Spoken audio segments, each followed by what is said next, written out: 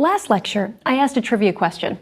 Which wine-producing country encloses more than 85% of its wines with screw caps instead of cork? Before I reveal the answer, let me ask you a question. Do you prefer corks or screw caps for your wines? If you're taking this course with a few people, this question will likely stir a debate. Or maybe everyone will just simply say cork, as that's the common answer. Those in the pro-cork camp denounce the screw cap because it looks cheap and takes all of the romance out of serving a bottle at a restaurant. Care to smell the cap, madam? Those in favor of screw caps say, hey, it's easier to open and there's no risk of wine being tainted. Sometimes a wine is affected by a chemical that makes it smell and taste terrible. We call this cork taint. And obviously, you can't get it from a screw cap. We'll touch on this again in the next lecture. Well, both sides know that less oxygen gets into wines closed with a screw cap than with a cork, because cork is a porous material. Okay, but why should we care about that? That depends on the type of wine that you're drinking. Remember, we've spoken about oxidation, the process that makes your apple turn brown if you cut it open and leave it out on the table. Oxidation has some positive and negative impacts on wine. For wines with great structure that are intended to age, oxygen helps polymerize the tannins and makes the wine more harmonious. So if you're buying something that you're intending to lay down for a few years or a few decades, chances are that a small amount of oxidation through the cork will help. For wines intended to be consumed for their fruity youthfulness and vibrancy, oxygen reduces fruit flavors and can turn the color a less youthful gold or orange depending on whether you're having a white or red wine. Screw caps prevent this oxidation and keeps the wine fruity and young. So if you're intending to buy a bottle of something in a youthful vintage to consume within the next 1 or 2 years, then a screw cap is absolutely fine. It's true that opening a screw cap doesn't have any pizzazz if you're out on a date, and I've seen people, waiters kind of go roll it down their arm and go click, but that kind of looks cheesy, don't you think? But you do have a couple of alternatives. You can ask the sommelier to open the bottle in the back, and a lot of them do after showing it to you. Or if you really want to impress your date, ask them to decant it. You may not want to do this for an $8 Chardonnay, but you'd be amazed by how many old world classic producers now enclosed with a screw cap. For example, Domaine La Roche is a famous producer in Chablis, and they enclose their bottles with screw caps, even their Grand Cru Chablis. There are still studies being done, however, to see how screw caps affect wines that are intended for long-term aging, though. So back to my trivia question. The answer is New Zealand, which actually uses screw caps on about 93% of their wines. Over 3/4 of New Zealand's production is white wine, and youthful fruity white wines at that. So it's no surprise, really, because screw caps help retain their fruity and fresh character. You're going to need the following wines for today's lecture. A New Zealand Sauvignon Blanc. We have a Sancerre, yet again, and here it's very important. We've used Sancerre and Chablis a lot. We're comparing New World classics to Old World classics, so it's important. But a Sancerre from France, a New Zealand Pinot Noir, a South African Steen, which is also called Chenin Blanc, a South African Pinotage, and a South African Cabernet Sauvignon, preferably from Stellenbosch. New Zealand is about 1,000 miles southeast of Australia and has about half the population of New York City. It's very dependent on the sheep and dairy trade, so it's amazing that such a small country has been able to create new world classics for wine. Just as we've seen in California, South America, and many places around the globe, missionaries were the first to plant grapevines in New Zealand, beginning in about 1819. However, the first Vitis vinifera vines have only been widely procured since the early 1970s. New Zealand has a cool climate and is great for grapes for 3 reasons. First, there's latitude. Wine regions on New Zealand's South Island are lower in latitude than Tasmania, and the wines from central Otago are the world's most southern wines.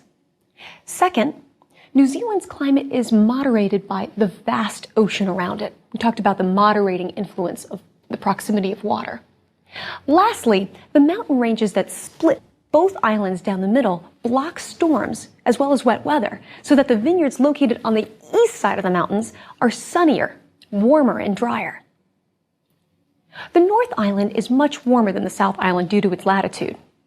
Auckland is the largest city in New Zealand, and just north of the city is where Cabernet Sauvignon, Merlot, and Chardonnay are grown. And for you Lord of the Rings fans, the crew filmed all over New Zealand, but the town of Hobbiton they built is due south of Auckland. The region of Gisborne is on the east coast of the North Island. It's a bit warmer and drier, and white varieties are the principal grapes, with Chardonnay being the most important there. These Chardonnays take on a tropical fruit note with pineapple and melon, but also hints of more aromatic peach. They also grow some aromatic varieties such as Gewürztraminer, Chenin Blanc, and Riesling.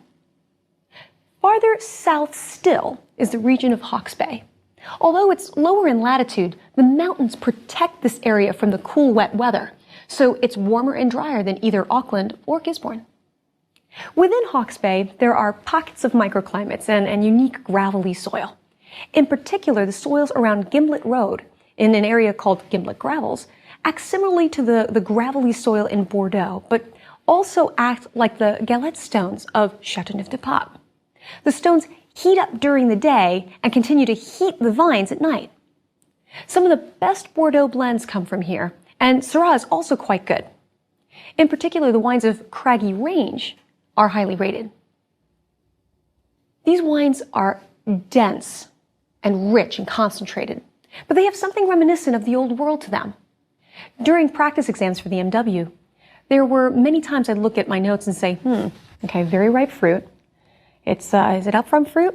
Yeah, it's New World, possibly.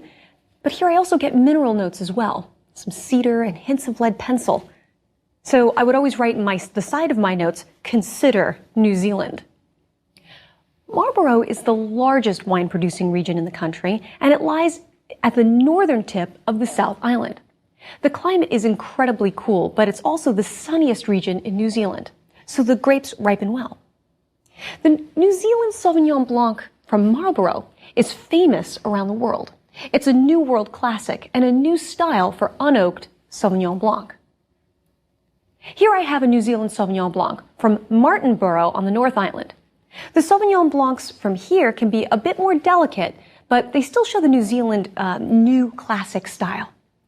Let's just see how different it is. So let's compare the New Zealand Sauvignon Blanc with the Sancerre to see the similarities and differences and really appreciate each for what they are. Now let's take a look at the color. Well, the color is fairly similar, and that's not surprising. They're both unoaked Sauvignon Blancs. Let's smell the differences between them. Ooh, it's quite pungent. Sauvignon Blanc from New Zealand is known for its pungency. Much more pungent than the Sancerre. But the Sancerre, because it's from the old world, you definitely get that sense of minerality. But the Sauvignon Blanc, you have citrus, hints of maybe a little grassy note, because that's also known for Sauvignon Blanc. But the New Zealand Sauvignon Blanc has a particular benchmark note, passion fruit. If you've never smelled passion fruit before, go to the supermarket, pick one up, smell it, and then take a New Zealand Sauvignon Blanc and smell that a little bit later. You're going to realize it's filled with passion fruit character. And again, both of them are quite grassy. A few years ago, maybe even about a decade ago, a lot of New Zealand Sauvignon Blanc producers couldn't get their vigor right, and it had a lot of asparagus, green, too green note. But now they've gotten it under control, and it's just beautiful fruit coming out, even though it still has that bit of grassiness that Sauvignon Blanc is known for. Now let's taste them.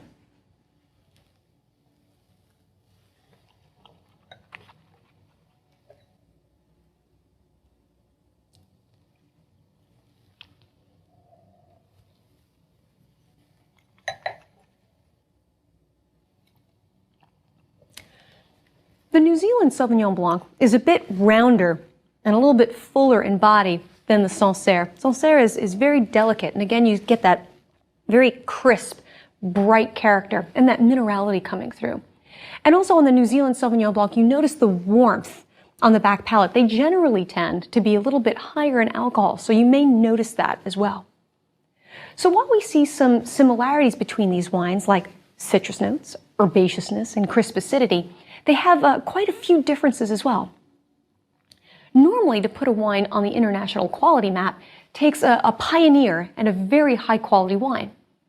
In the mid-1980s, a winery called Cloudy Bay released its first varietal-labeled Sauvignon Blanc, and it's developed a cult following immediately. You don't generally see New Zealand Sauvignon Blanc above $30, which makes it a great go-to wine for parties and at restaurants. So now let's taste a New Zealand Pinot Noir. This one's also from Martinborough.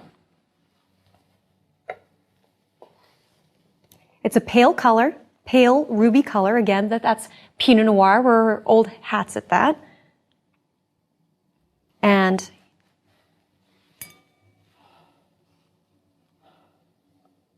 it's fairly aromatic, yeah, because again, that's Pinot Noir. And the aromas I get here are typical of Pinot Noir. Your strawberry, your cherry notes, and definitely red fruits, maybe a little bit of cranberry. And this has that upfront fruit character, and it somehow is quite ripe in its fruit. So this is why it would confuse me saying, it's got to be from the New World. Now let's taste it.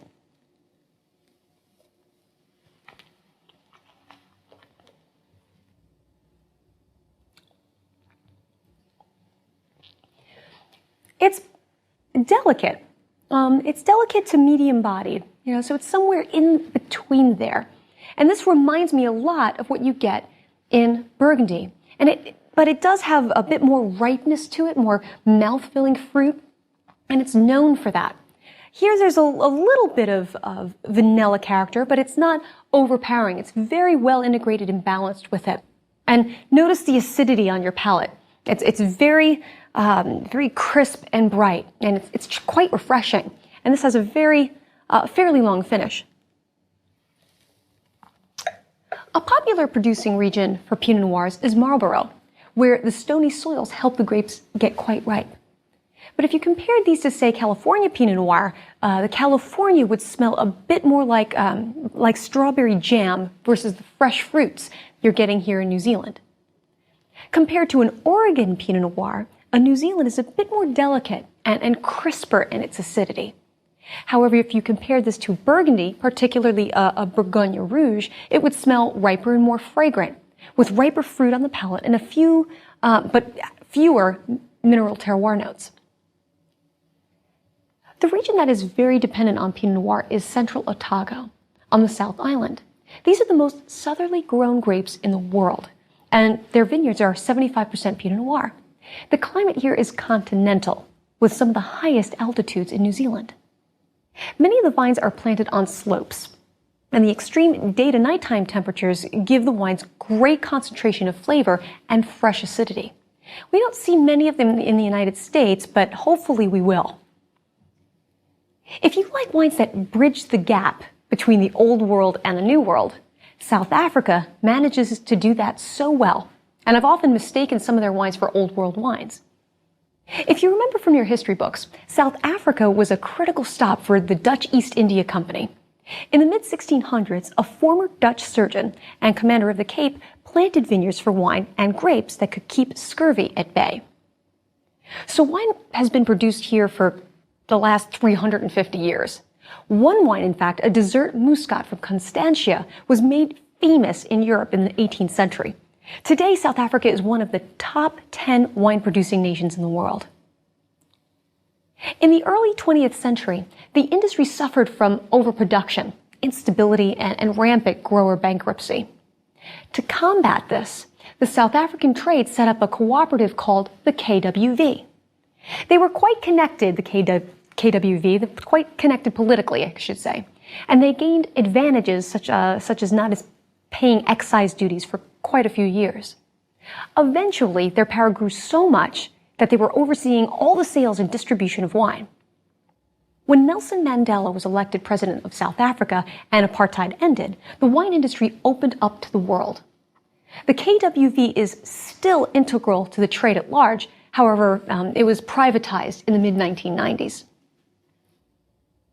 They still do much needed research, much of the country's vine propagation, and help in the advisory and administration of South Africa's Wine of Origin, or WO system, which is similar to France's AC system.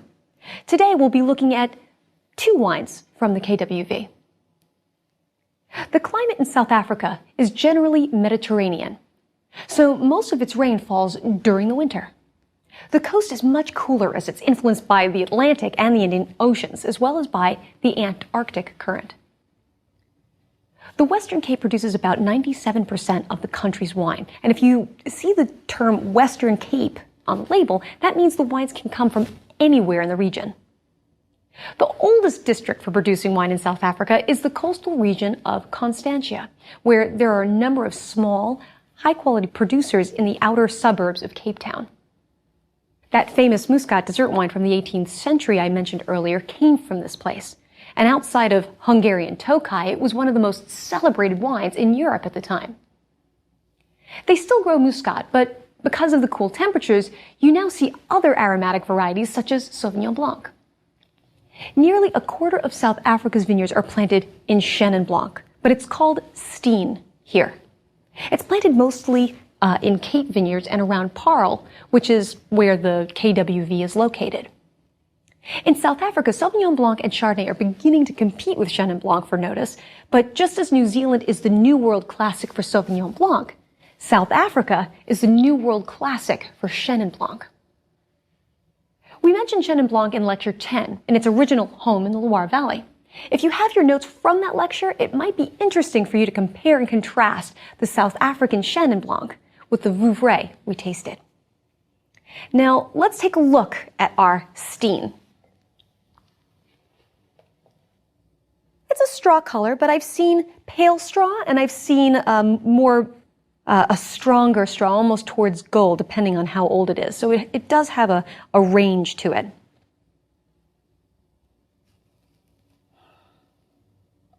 It's moderately aromatic, nowhere near the level of New Zealand Sauvignon Blanc. And the benchmark for Chenin Blanc, especially from South Africa, so for Steen, is guava. But you also get some pear and some other types of tropical notes there as well, such as pineapple and banana. But it's very, very ripe fruit. And one of the reasons why I say these wines bridge the gap between the old world and the new world is because I also get some minerality in here. So it's kind of confusing. So let's taste it.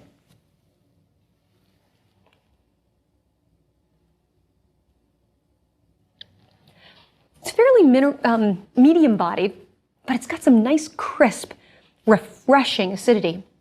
And depending on where they're grown, they can be actually quite crisp. Versus Loire Chenin, Steen is rounder, riper, more tropical, and less mineral terroir notes. Maybe you noticed that in comparing your notes from your guidebook.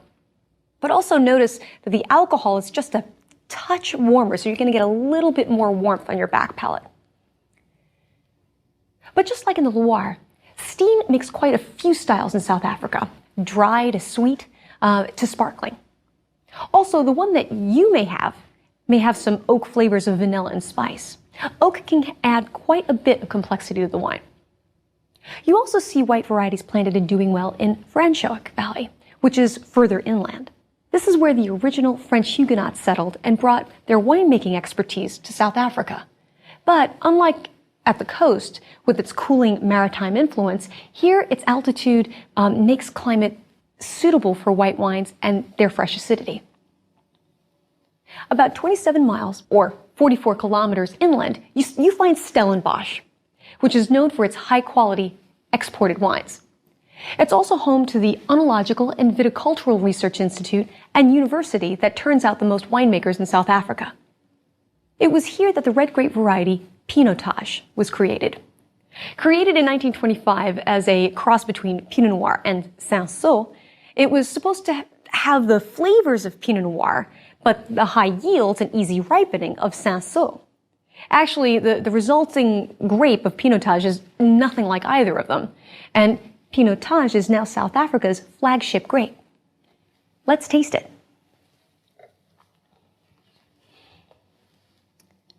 Well, this one's medium ruby. That's maybe a little light, but also this spans the spectrum because I've seen them fairly pale and I've also seen them really dense.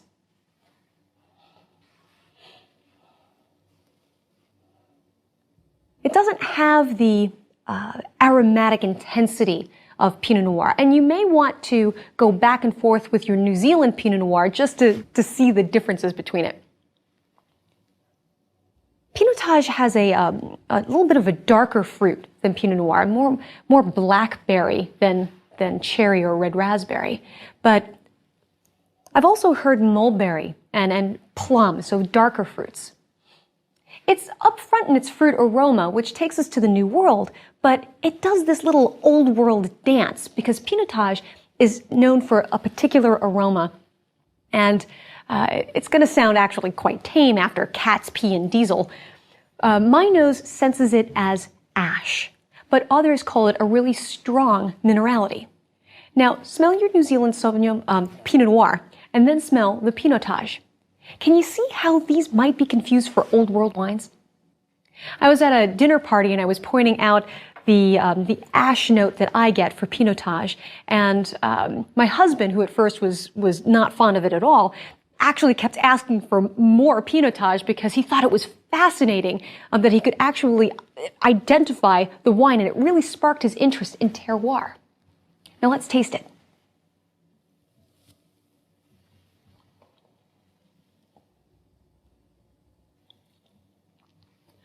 It's medium-bodied. You can feel the weight of it. It's weightier than Pinot Noir.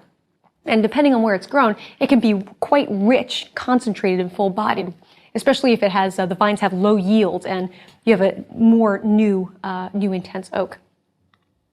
The oak you see here in South Africa is generally French oak, unlike what we'd seen in Australia, which is predominantly American oak.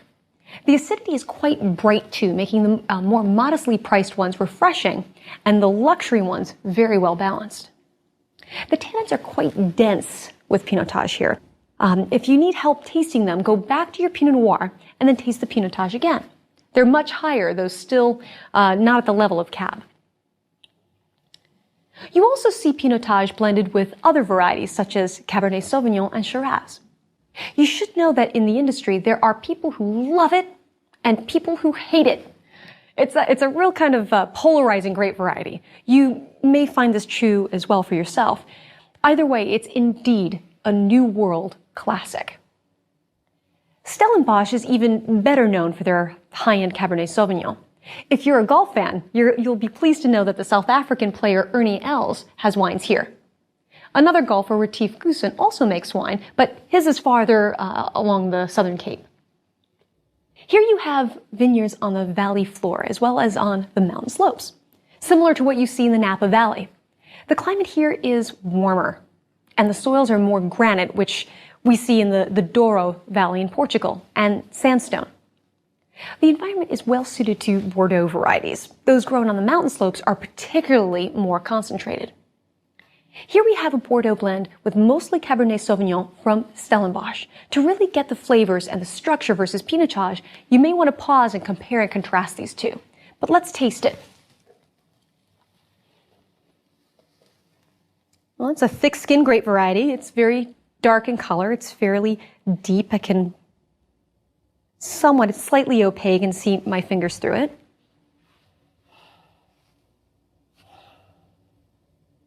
And I get that real rich Cabernet Sauvignon, typical notes of black currant and green bell pepper, which I kind of like in this. And I do get some mineral quality here. But I also get some bramble and some woodsy kind of notes as well. In some, I've actually smelled some violet notes, which is what you get in Margaux in Bordeaux. Now let's taste it.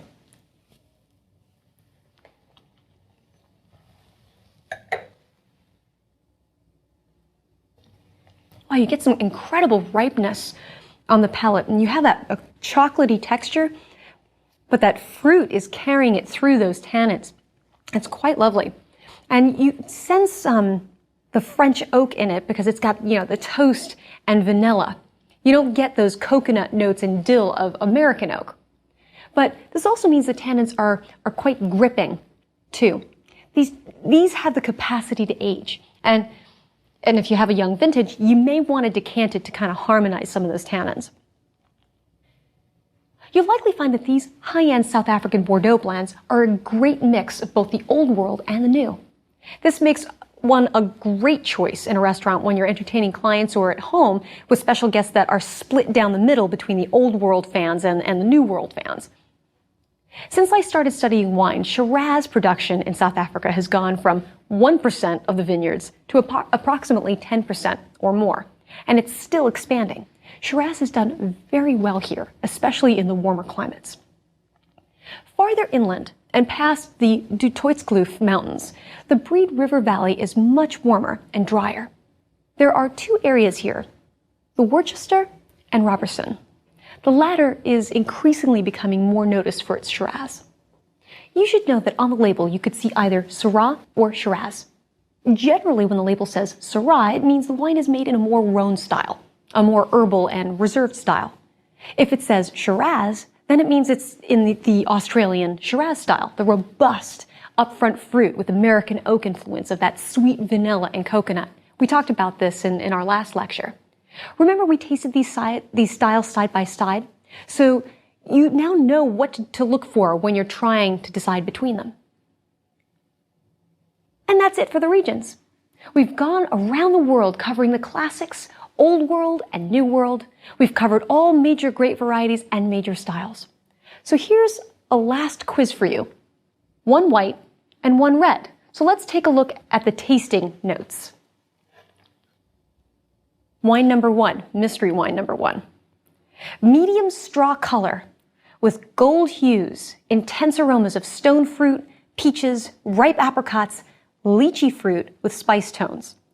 No flavors of vanilla or toast, but definite mineral tones. On the palate, it is full-bodied, low acidity, and warm alcohol. It's very well balanced, with many layers of complexity of fruit, spice, and mineral with a long finish. Okay, so what do we know about this wine? Is it an aromatic variety or a neutral variety? Well, let's take a look. It says intense aromas. So it's an aromatic variety. Do we think this wine has any oak influence? Let's take a look. It says no flavors of vanilla or toast. So chances are it doesn't have any new oak influence, but it could have old oak influence because it doesn't add any flavors, but it adds a mouthfeel. But let's keep looking. So this is an aromatic white with no oak, which rules out which noble grape variety? Chardonnay. Any unique flavors that can point us to a specific variety? Let's take a look. Well, it's an aromatic variety, and I see lychee fruit and spice. This could be a Gewürztraminer. What else points us to Gewürztraminer? Well, it says full body, low acidity, and warm alcohol. Yeah, those things point to Gewürztraminer. Now, where do you think it's from? The Old World or the New World? Well, it says definite mineral tones. So chances are it's from the Old World. Is this low, medium, or high quality? Let's look at our quality parameters. It says very well balanced, many layers of complexity, and a long finish. So that tells us that it's a high quality wine. What is it? This is an Alsatian Gewürztraminer. It's because where do you see a Gewürztraminer classically in the Old World? And high quality, that's it. Good. So now let's go on to mystery wine number two. Deep ruby purple, opaque, with moderately intense aromas of upfront red and black fruit, raspberries, blackberries, and black pepper spice, and a hint of eucalyptus mint. Also, get toasted coconut and vanilla with spice. On the palate, it's full-bodied with quite concentrated and rich, jammy raspberry fruit, moderate acidity, and moderate tannin. Finish is quite warm, but well balanced with intense fruit, well-integrated flavors, and many layers of complexity. So, is this a thick-skinned grape variety or a thin-skinned grape variety? It says deep, ruby, purple, and opaque. So chances are it's a thick-skinned grape variety. Any flavors that might indicate what kind of variety it is? Well, we see dark fruit, and black berries. So it could be Merlot, it could be Cab, it could be Syrah. What other things might point us to Syrah? It says black pepper spice. We know from when we've talked about red noble grape varieties, that's one of the benchmarks for Syrah. Now, is this Old World or is this New World? We see the word upfront fruit, so that tells us that it's in the New World. Now, is it a cool climate or a warm climate? Well, it says upfront fruit. We get rich, jammy fruit, and we have warm alcohol. So chances are this comes from a warm climate. We also see full-bodied, which is another indicator as well. Now, does it see any oak? What kind do you think it is? Let's look. It says toasted coconut and vanilla with spice. Well, we see the coconut notes, so that points us towards American oak, but it also says vanilla with spice. That could point us towards French as well, but it could be both. It could be a mixture of both. The point is, I wanted you to see the American oak influence here.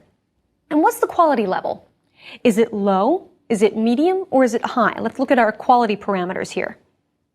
Let's see. Well-integrated flavors, many layers of complexity, well-balanced. So chances are this is a high-quality wine. So what high-quality areas are known for Syrah, may have some French and American oak, and show notes of eucalyptus and mint? If you said a Shiraz-style wine from Australia, you would be right. You could have said California as well if it was done in a Shiraz style, but you're pretty darn close. So how did you do? Did you ever think that at the beginning of this course that you would learn to identify wines just by looking at someone else's tasting notes? This technique that I've just taught you is called funneling, and it's something that professional tasters use. I used this among other techniques on the MW exam. Now it's time to pull it all together. In the next lecture, we'll discuss how to put together strategies for buying wines. We'll also go over the intimidating ritual of selecting wine and tasting at a restaurant with a sommelier, and how to decode ratings and how long to age wines. You're going to need a few things. Get 2 bottles, preferably the same thing. What I want you to do is open one 24 hours in advance and then open the other one right before you start this lecture.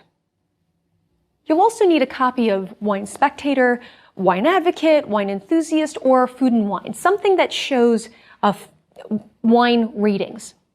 Also take with you a new favorite wine. We won't be doing as much tasting in the next lecture as we have in the previous ones, so have something handy to enjoy while we discuss strategies. Until then, cheers.